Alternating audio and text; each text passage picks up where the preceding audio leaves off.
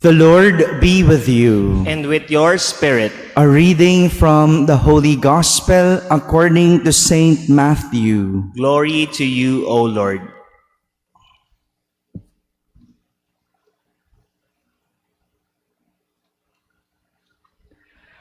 The disciples of John approached Jesus and said, "Why do we and the Pharisees fast much, but your disciples do not fast?" Jesus answered them, "Can the wedding guests mourn as long as the bridegroom is with them? The days will come when the bridegroom is taken away from them, and then they will fast." My friends, the Gospel of the Lord. Praise to you, Lord Jesus Christ. Good morning, my dear brothers and sisters.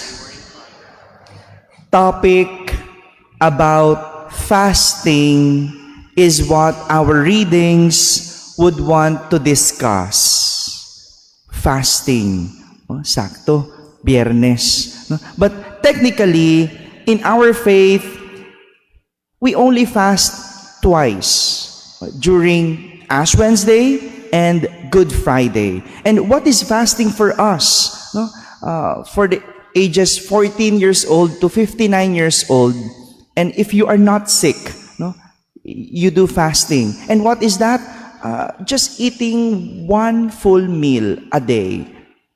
And then the others are small meals, 2 small meals. Ganun lang. That's what fasting for us. But since it's Friday and it's Lent, we encourage abstinence instead. And what is abstinence? Yung pagpipigil muna. So that's why we don't eat meat. We don't eat meat. Magtimpi muna. It's like teaching yourself na magtimpi, to abstain. But our readings for today would want to discuss what fasting is. In our first reading, Prophet Isaiah tells the people a very sad reality about their fasting. Ganito mag-ayuno yung mga tao. And this is what Prophet Isaiah is telling them, that they skip meals and endure hunger. They bow their heads like a reed and lie in sackcloth and ashes. Yumuyuko na parang damo at nagdaramit ng sako at humihiga sa abo. All these they do because this is what the law requires. Sinusunod nila kasi yun ang sinabi ng batas. In short, they fast to fulfill a requirement. But the sad reality is they fast even if kahit na sila'y nang aapi, kahit na sila ay nakikipag-away, at kahit na sila ay nagre-reklamo.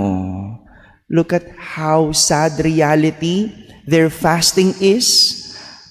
Nagtitiis sa labas, pero sa loob, nakikipag-away, may galit. Hindi kumakain, nagtitimpi, pero pagdating sa pakikipag-away, walang pagtitimpi, walang pasensya. Ginagawa lang nila ang pag-aayuno sa ngalan ng pangangailangan.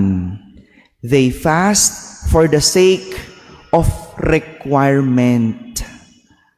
Alam niyo po, naalala ko nung bata pa kami, may mga toka kaming magkakapatid kung sino ang mag-aayos ng lamesa, kung sino ang magliligpit, at kung sino ang maghuhugas.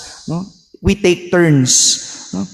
Pero paggabi, diyan kami nagkakatalo. Kasi paggabi, matagal kaming kumain. Dahil sa dami ng kwento ng tatay ko, sa dami namin ng kwentuhan, matagal kaming kumain, matigas na yung kanin dun sa pinggan, di ba? Tatuyo na, yung tagal ng hugasan. No? Gagawin mo, ibababad mo muna sa tubig, tapos mag-iintay ka muna, no? Bago mo hugasan. Kung ikaw ang nakatoka maghugas, 3 hours po kami bago matapos kumain eh. No? So late na ng gabi. No? Yung nagligpit, yung nag-ayos, na kapatid mo, matutulog na. No? Ikaw, nandun ka pa sa kusina naghuhugas. No? Mabigat ang loob. No? Naghuhugas ka, pero ang daming sinasabi. No? Galit ang loob. Masama ang loob. Kaya nga, hindi maiwasang hindi makabasag. Bakit? Kasi wala sa loob yung ginagawa. Parang ganito yung sinasabi ni Propeta Isaías sa pag-aayuno ng mga tao noon. Ginagawa nila ng hindi bukal sa loob. Sumusunod kahit masama ang ginagawa sa loob para lang masabi na nagawa ang pag-aayuno kahit labag sa loob. Imagine, tinutupad mong batas pero labag sa kalooban. May nilalabag ka. At ang matindi doon, yung kalooban mo ang nilalabag mo. Kaya nga, ganun na lang kung makatanong itong mga alagad ni Juan Bautista kay Jesus, kung bakit hindi nag-aayuno ang kanyang mga alagad. Pero sila at ang mga Pariseo malimit. Dahil ang pinanggagalingan nila ang kahulugan ng pag-aayuno na dapat sinusunod ayon sa batas. Pero para kay Jesus, ang pag-aayuno ay isang disposisyon ng puso. Kaya nga, ginamit niya ang imahe ng pagdadalamhati. He used the image of mourning para ipaliwanag ito. Sabi niya, hindi nagdadalamhati ang mga panauhin sa kasalan habang kasama nila ang lalaking ikinasal. Totoo naman, di ba?